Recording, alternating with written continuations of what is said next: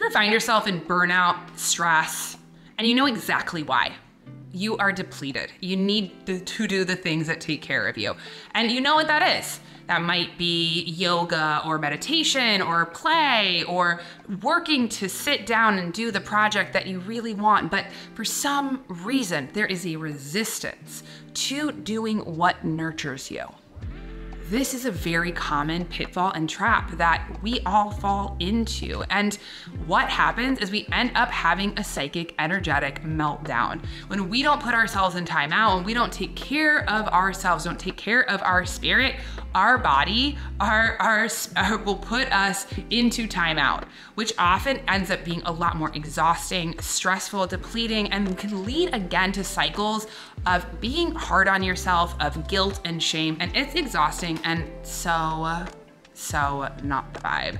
Well, today in this video, we're talking about why we resist what we naturally know takes care of us and how to interrupt this cycle so that we can start to honor, connect our spirit, so we can start to have more grace, flow, joy, connection, open-hearted awareness in our life, to open up to the goodness and really not only feel our intuition, but then that openness is where we can actually really give and receive love, guidance. And that is the portal of creating.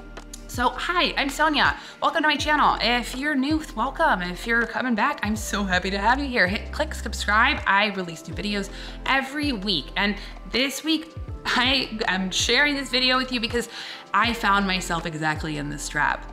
I had a very long work day and my partner scheduled me a massage as a treat. It was a gift.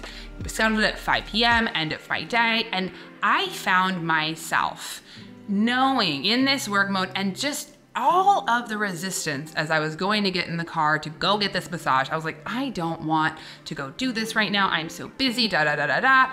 I get this beautiful massage, and I had this just insight. I was like, this is exactly what I needed. It was rejuvenating, it was grounding, and I actually had more space, energy, and capacity. And the funny thing is, I knew it. I knew that I was resisting exactly what I needed to be productive. And that happens a lot, and it happens in a lot of different ways. A big way that our ego intellect wants to motivate us is by doing.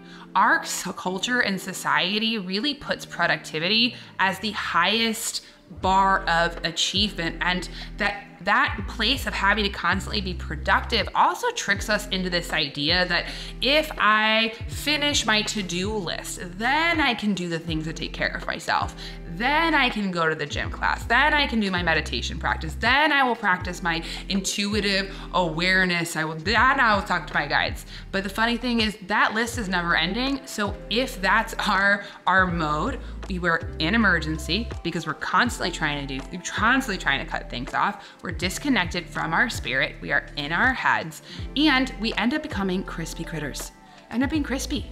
And when we get crispy, what happens? We get disconnected, and then the light in your eyes goes out. We lose your humor, you lose your joy, you lose your ability to be guidable. We end up closing ourselves off to the world. We get into our heads of resentment and this and that, and I always have to. And this resistance of what takes care of us is exactly what feeds our ego stories. The same stories. And an ego story, if you're not familiar, is a story that repeats over and over and over again. I'm the only one. Nobody helps me. I'm the one that da da da da da. Anything that separates you out and leaves you feeling diminished. Oh, I'm never picked for this and nobody ever.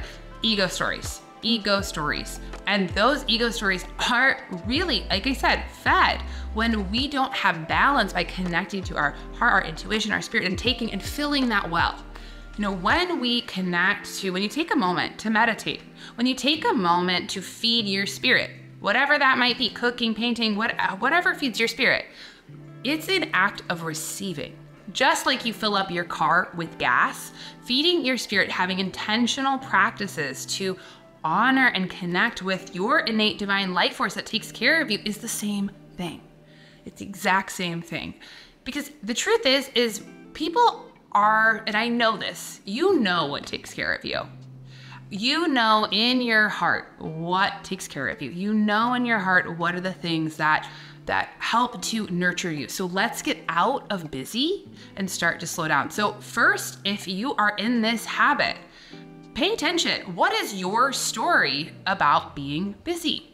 What is the resistance? I have a client that really wants to play more and have more fun. And we're talking, she's like, I'm not doing it. I want to, I know I should, but every time I get out my coloring book or anytime that I go to do what this fun thing is, I can't bring myself to do it.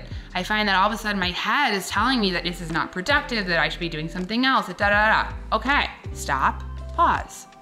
If your ego intellect is talking a lot, my favorite tool, hand on your heart, hand on your belly, connect to your spirit, bring your awareness to your heart center, and now call in your barking dog, call in your ego intellect. You know, we say this as your pet. Imagine it as a fully formed character.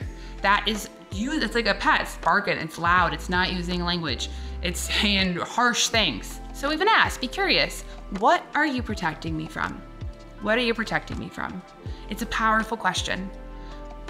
And wait for an answer from your body to develop. It'll show up. And with that, that's not only practicing intuitive awareness, but also shows us why that resistance, because that ego intellect's trying to protect us from hurt and harm. And so for her, her whole thing was, when asking her body, asking her ego intellect what it was protecting her from, she said, I don't want you to fail.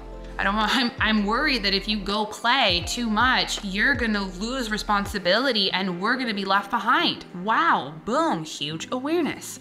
So now that we have a conversation, thank your ego intellect for trying to help you. Thank you so much. I appreciate your help. Then we ask, what do you need from me? What do you need from my spirit? And it will answer. Sometimes it's even just some reassurance. It's okay, we are safe. You can relax, and then tell your ego intellect to step back.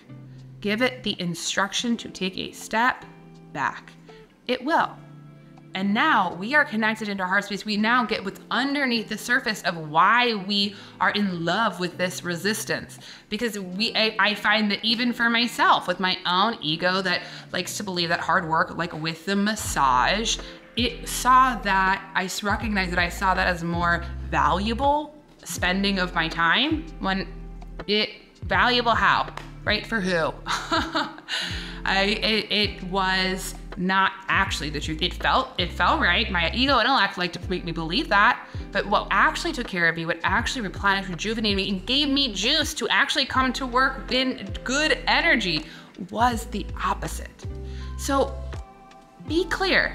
What takes care of your spirit? What feeds your spirit? And instead of trying to get into too much talking about the resistance, like I said, that exercise is short, simple. Don't get into the whole, okay? Now change the channel and take action. You know, and make it not a big deal. It doesn't have to be a big deal. Whether it's going for a massage, going for a walk, just taking a time out. It can be as simple as just being like, I need a few minutes by myself.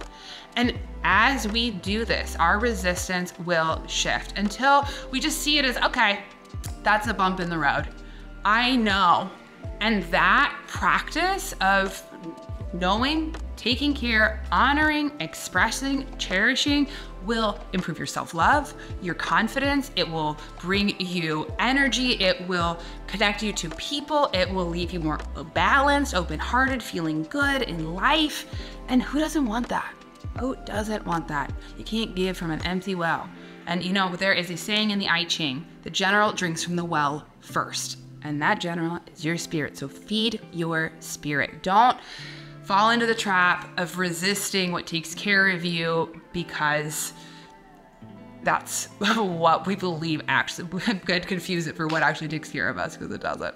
All right, I hope you enjoyed this video, and I hope that you really intentionally feed your spirit this week. And I hope to see you soon. So come to my website, soniatully.com. You can book a reading or mentoring, check out my family podcast, download my free Intune workbook and meditation, all sorts of different tools, practices, exercises to support you on this journey. And it is my honor and pleasure. Thank you so much for joining me. I will see you next week. Bye.